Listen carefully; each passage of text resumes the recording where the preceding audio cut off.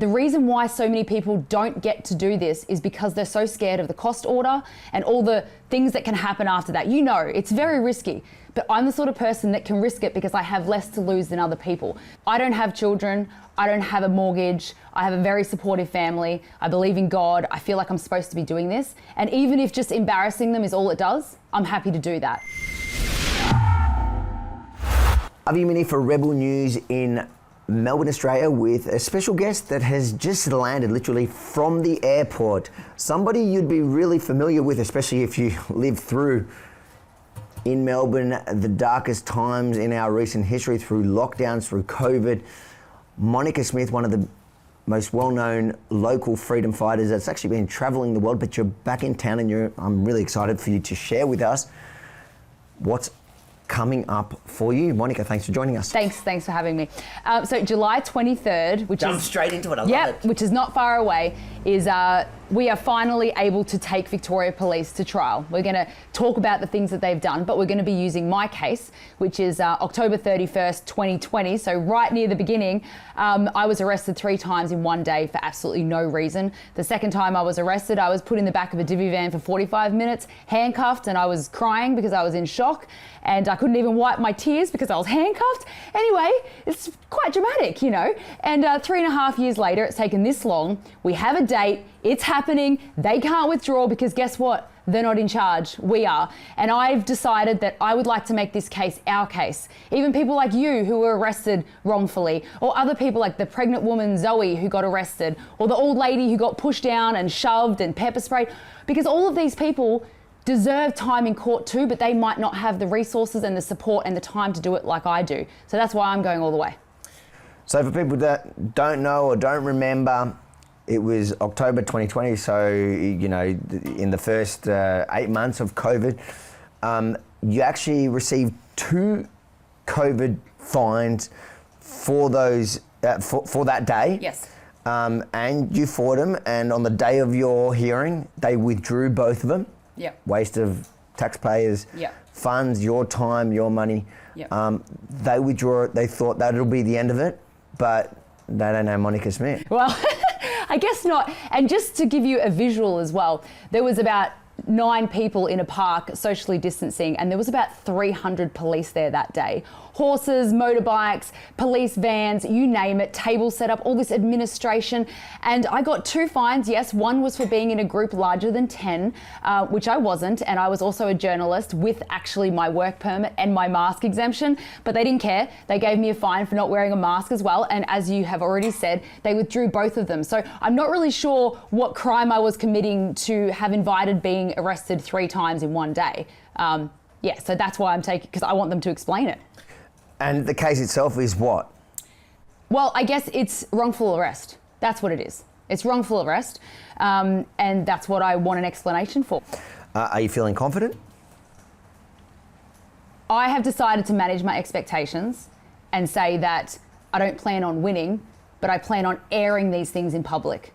And even if just embarrassing them is all it does, I'm happy to do that. You know, I don't have children. I don't have a mortgage. I have a very supportive family. I believe in God. I feel like I'm supposed to be doing this. And the reason why so many people don't get to do this is because they're so scared of the cost order and all the things that can happen after that. You know, it's very risky, but I'm the sort of person that can risk it because I have less to lose than other people. So I feel like no matter what happens, there's going to be some sort of overall positivity from it because someone has to do it.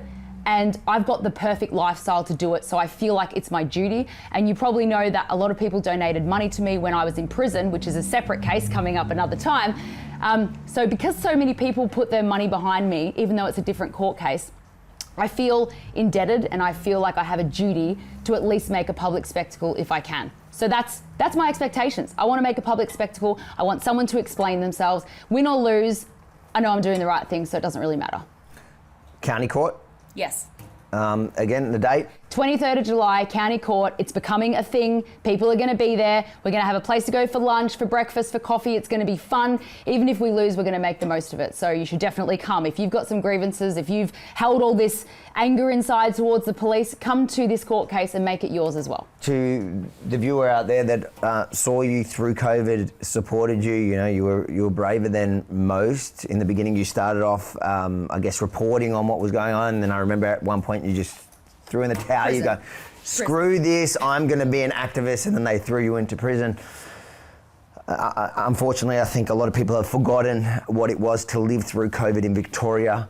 For those that haven't, or those that need a reminder, what do you want to see people do with regards to your case, and what's your message to the viewer out there, people that are watching this now? I would say we do have to move on with our lives. Okay, so if you've got a busy life, if you've got children, if you've got responsibilities, you can't live in the past, because then you're going to be depressed all the time, right? The reason I'm doing this is because I don't have anything else to do. So you focus on your life. I get that, but support me any way you can. Let me do the heavy lifting because I've got nothing else to do. You look after your family, but if you can come, if you can support me, do that. But I don't expect people to live in the past, because that's not a good place to live. So move on with your life, but support me because I can do it. Have you moved on from COVID? Do I look depressed to you? Of course I've moved on. Why were you wearing a mask when you walked? Oh, don't you dare. That is rude. That is not true. No. Look, I just landed in Melbourne, and I got to be honest with you, I'm very anxious, and I'm a really mentally strong person, but I can't get rid of these butterflies that I have in my stomach, and it's not because I'm seeing you or because I'm doing this interview. But as soon as I landed in Melbourne, I feel this really heavy burden. So I don't think anyone fully moves on from being incarcerated, handcuffed, pepper sprayed, shot at with rubber bullets. You know, I'd like to say that I'm mentally strong enough that I don't even feel anything, but I do feel something. So I can be honest about that. Well, I think if anyone deserves some sort of justice for what happened during that period, it's you. You were jailed for the crime of daring to incite people to break COVID restrictions, which I totally did, and I'd do it again because they were unlawful in my opinion. So, but I just want to say, if I ever get a payout or anything like that, it's taxpayers' money, it's my money, it's your money. I'm going to spend the money back on the freedom movement. So you'll see some great things coming out. If I get a payout, it's going to be a payout for everyone, because I'm not spending people's tax money on holidays. You know, maybe one holiday. I think I deserve that. So you want to use the state's money to fund the campaign against the state? Exactly. You got it. If you love Monica as much as I do, make sure to like, comment, but most importantly, share it far and wide, because, look, the mainstream media used to love to talk about Monica when they could demonise her, when they could try to turn everyone against her. But now that she's on the offensive, taking on the police, suddenly they've gone radio silence. It's up to you guys to share this far and wide. And then, guys, I know we're still doing it out here. It's working for the meantime, but as you know, buildourstudio.com, we're about to upgrade everything with our state-of-the-art studio, but we cannot do it without you. Buildourstudio.com, check out all the details. And if you love what we do here and you want to see us progress and double, triple, quadruple our work, buildourstudio.com, you can help make it happen.